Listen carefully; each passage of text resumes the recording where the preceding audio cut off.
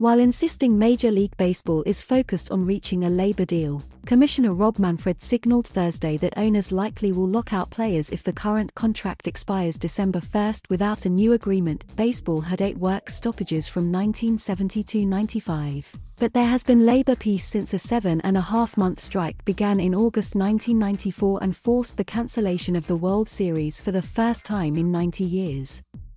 "We've been down this path. We locked out in 89–90, Manfred said. "I don't think 94 worked out too great for anybody. I think when you look at other sports, the pattern has become to control the timing of the labor dispute and try to minimize the prospect of actual disruption of the season. That's what it's about. It's avoiding doing damage to the season." Talks have been going on since spring but have lacked the momentum toward an agreement that characterized negotiations that led to deals in 2006, 11 and 16. Baseball had a 32-day spring training lockout in 1990, and while opening day was delayed a week, each team was scheduled for a full 162 games. "Honestly, I can't believe there's a single fan in the world who doesn't understand that an off-season lockout that moves the process forward is different than a labor dispute that costs games," Manfred said. While the luxury tax threshold was $210 million this year with a 20% rate for first-time offenders, management has proposed having a $180 million threshold with a 25% rate.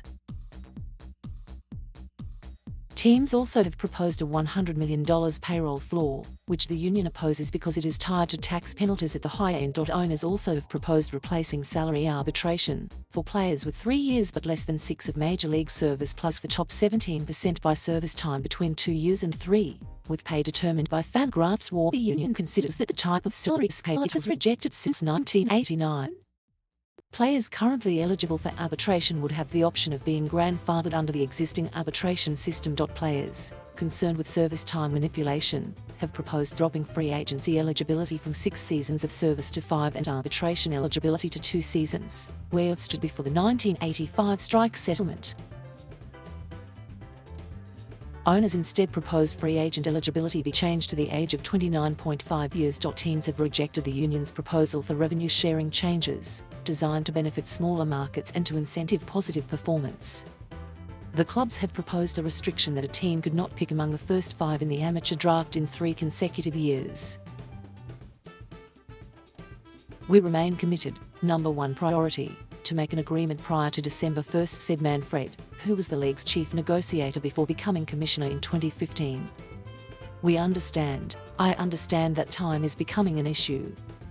That's a challenge. We've had challenges with respect to making labor agreements before, and we've got a pretty good track record of overcoming those challenges." Manfred was not surprised that several free agents have reached agreements since the World Series, even though CBA rules for next season are uncertain. "We're pretty good about following the law," he said.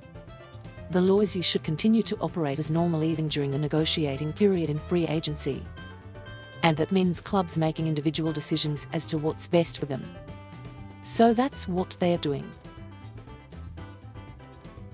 On other topics, the Rays were given permission in June 2019 to explore splitting their home games between Tampa Bay and Montreal after the expiration of their lease at Tropicana Field in St. Petersburg, which runs through the 2027 season.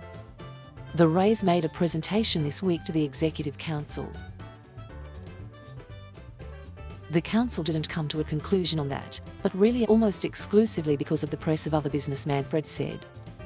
"It's a complicated topic. MLB gave the Athletics permission in May to explore relocation options if they are unable to secure a new waterfront ballpark in Oakland. They've continued to try to find a solution in Oakland. At the same time, they're exploring Las Vegas as an alternative," Manfred said. "They've worked really hard on both paths." Seattle Chairman John Stanton, consultant Theo Epstein and MLB Executive Vice President Morgan Sword reported on the competition committee experiments.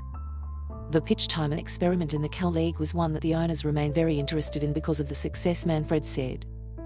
"And frankly, we've seen some of the same outcomes in the Arizona Fall League. MLB is moving toward a new rub for baseballs that will lead to tackier surfaces, which many pitchers have sought, especially the crackdown on unauthorized substances began June 21. We actually have a couple of options in terms of tackier balls, Manfred said. There's going to be some testing done over the winter. I think we will be far enough along that there will actually be kind of live game, I'm hoping, testing in spring training, and we could just be using a new ball next year. Maybe it's going to be 2023 instead, but we're continuing to work on that project and have made real progress. The trick is tackier, but not so tacky that it's spied attack, right? Diamond Sports Group, a subsidiary of Sinclair Broadcast Group that acquired Fox's regional sports network, hopes to start a streaming RSN service and has asked permission from MLB. We see what's going on with respect to the RSNs as a problem that needs to be solved, but an opportunity that needs to be seized, as well, Manfred said. Clubs really supportive of aggressive action to make sure that we are reaching our fans in the most effective way possible.